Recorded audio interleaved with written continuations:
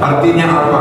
Setiap kali kita ingin melaksanakan sholat, salah satu amal yang ringan, salah satu amal sederhana, bertasbih 10 kali, bertahlil 10 kali, bertahmid 10 kali, bertakbir 10 kali, lalu ditutup dengan istighfar 10 kali. Ternyata itu bisa menjadi sebab kita diampuni oleh Allah Subhanahu wa ta'ala.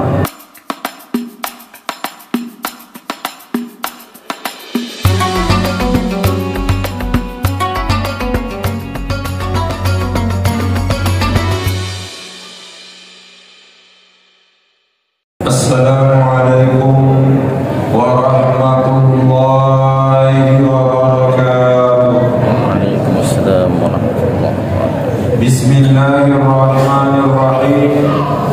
Alhamdulillahi rabbil alamin. Wassalatu wassalamu ala asyrafil anbiya'i wal mursalin, Sayyidina wa maulana Muhammad wa ala alihi wa ashabihi ajma'in, amma ba'du. Hadirin hadirat, ma'asyiral muslimin rahimakumullah. Mengawali ceramah kita pada kesempatan kali ini, untuk lebih berkahnya, marilah kita awali dengan bersama-sama membacakan surah Al-Fatihah kepada Nabiullah Muhammad sallallahu alaihi wasallam, kepada kedua orang tua kita masing-masing, kepada seluruh guru-guru yang pernah mengajar dan mendidik kita, kepada seluruh ulama dimanapun mereka berada. Al-Fatihah. A'udzu billahi minasyaitonir rajim. Bismillahirrahmanirrahim. Alhamdulillahi rabbil alamin. Ar-Rahmanir Rahim, Maliki yaumiddin. Iyyaka na'budu wa iyyaka nasta'in. Ihdinas siratal mustaqim. Siratal ladzina an'amta 'alaihim ghairil maghdubi 'alaihim waladdallin. Amin. Hadirin ma'asyiral muslimin rahimakumullah. Pada kesempatan kali ini, mari kita merenungi salah satu hadis Rasulullah sallallahu alaihi wasallam yang diriwayatkan oleh Al-Imam Ibnu Sunni rahimahullah ta'ala dari salah seorang sahabiah, sahabat perempuan Rasulullah yang bernama Ummu Rafi' radhiyallahu anha. Disebutkan bahwa suatu saat sahabiah ini atau sahabat perempuan ini yang bernama Ummu Rafi' datang menghadap kepada Rasulullah sallallahu alaihi wasallam. Annaha qalat, bahwasanya dia berkata kepada Nabi. Jadi Ummu Rafi' berkata kepada Nabi, ya Rasulullah, dullani ala amalin yahjurnillahu azza wa jalla alaih. Wahai Rasulullah, tunjukkanlah kepadaku satu amal yang bisa jadi amalnya ringan, amalnya sedikit, amalnya kecil, tapi Allah memberikan balasan yang besar kepada. Dia bertanya mengenai amal ringan yang bisa mendatangkan balasan yang besar di sisi Allah. Qala, maka Nabi sallallahu alaihi wasallam menjawab, ya Ummu Rafi', wahai Ummu Rafi', idza kunti ila sholati, bila engkau ingin melaksanakan sholat, fasabbihillah ta'ala 'ashra, bertasbihlah kepada Allah 10 kali dengan membaca subhanallah, subhanallah, subhanallah. 10 kali. Wa hallilihi 10, dan bertahlillah 10 kali dengan membaca la ilaha illallah, la ilaha illallah, la ilaha illallah. Wa hamdihi 10, dan bertahmidlah 10 kali dengan membaca alhamdulillah, alhamdulillah, alhamdulillah. Wa kabbirihi 10, dan bertakbirlah 10 kali dengan membaca Allahu Akbar, Allahu Akbar, Allahu Akbar. Wastaghfirihi 10, dan istighfarlah 10 kali dengan membaca astagfirullah, astagfirullah, astagfirullah.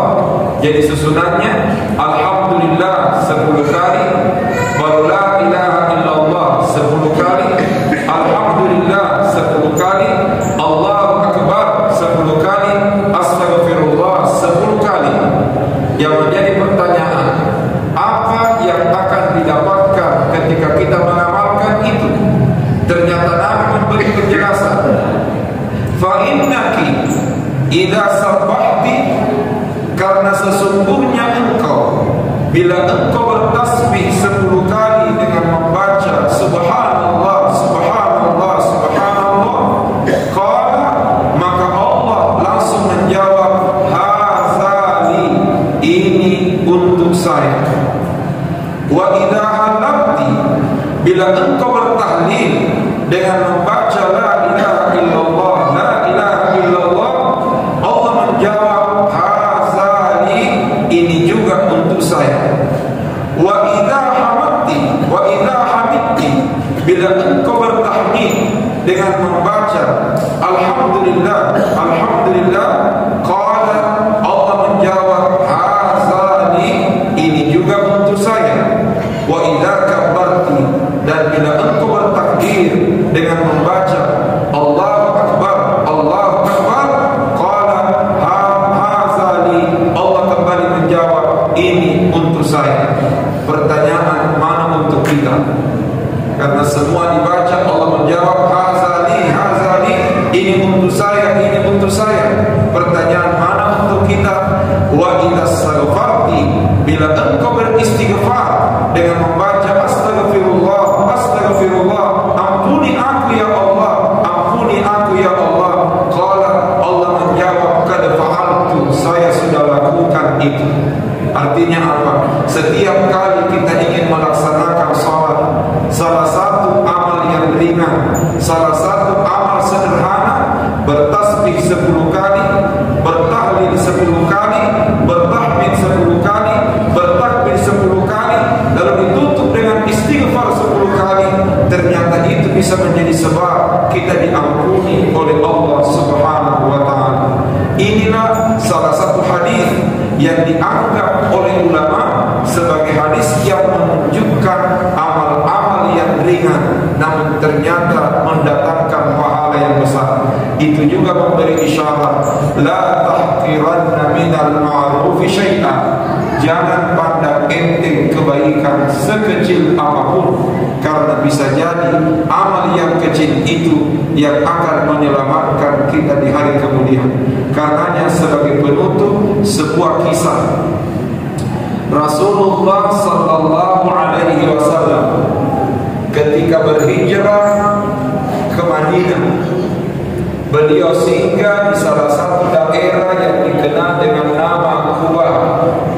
Di sanalah beliau mendirikan satu masjid yang sekarang kita kenal dengan nama Masjid Quba.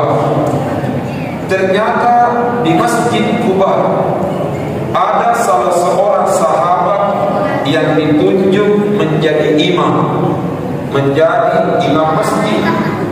Namun ternyata Pak Imam ini atau sahabat ini setiap kali dia memimpin salat, ternyata gayanya ketika memimpin salat agak berbeda dengan yang lain.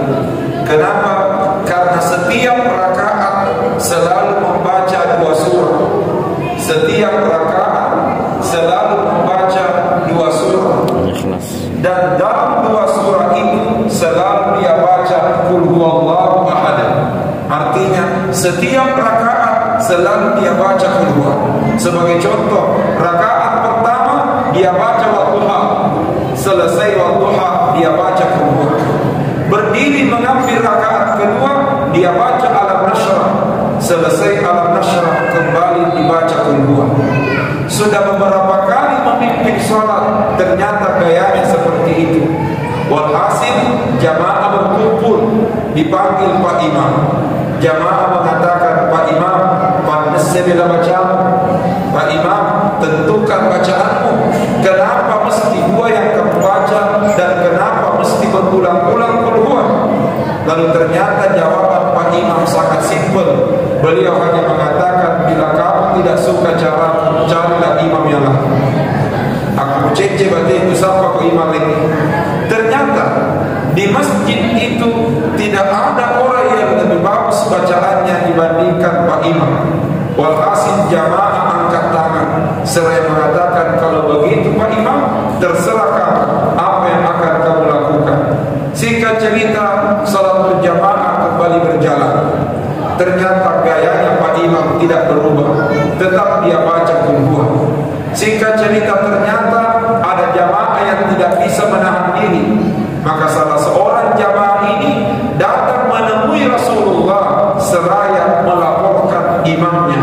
Berarti jamaah yang suka melapor itu sudah ada di masa Nabi. Jadi kalau ada pengurus masjid jangan heran kalau ada jamaah tak suka melapor, karena itu memang sudah ada di masa Nabi.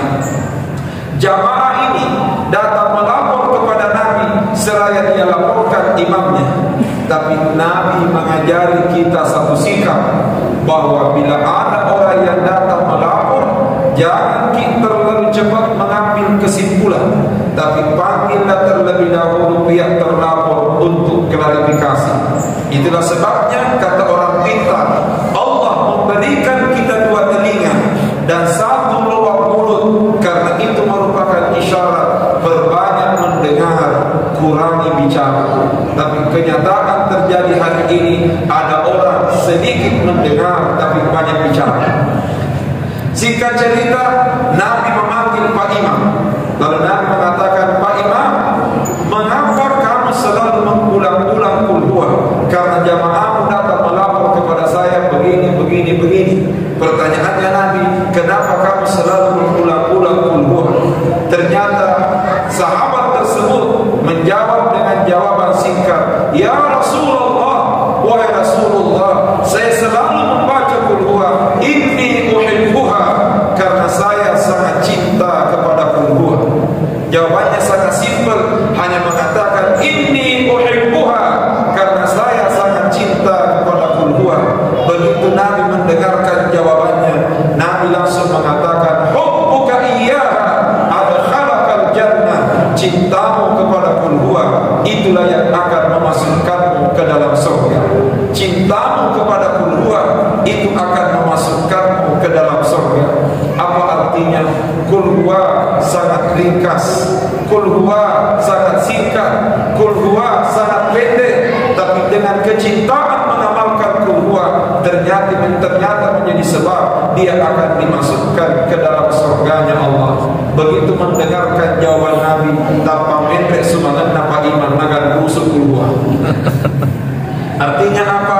Kisah ini menyampaikan kepada kita bahwa bisa jadi ada amalan kelihatannya kecil, ada amalan kelihatannya sederhana, tapi lagi-lagi jangan pernah pandang enteng suatu amal, karena bisa jadi itulah yang akan menyelamatkan kita di hari kemudian insya Allah. Saya kira demikianlah yang sempat kita sampaikan pada kesempatan kali ini. Sebelum kita tutup dengan pembacaan doa, kembali kami buka sesi tanya jawab. Bila di antara jamaah ada yang ingin mengajukan pertanyaan, kami persilahkan.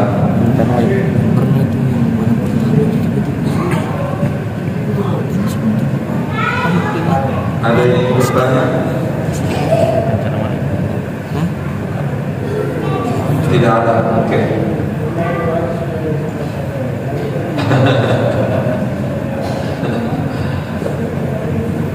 Oke, tidak ada.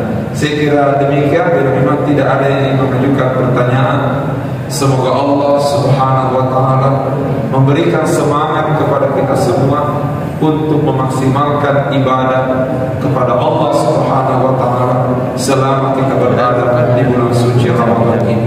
A'udzu billahi minasyaitonir rajim. Bismillahirrahmanirrahim. Alhamdulillahi rabbil alamin. Allahumma shalli ala sayyidina Muhammad wa ala alihi wa sahbihi wa sallam. Allahumma ij'al jam'ana hadha jam'an mubarakan wa tafarruqana min ba'dihi tafarruqan mahruman ma'suma.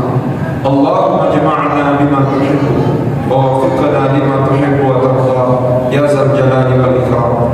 Allahumma barik lana fi shahri Ramadan.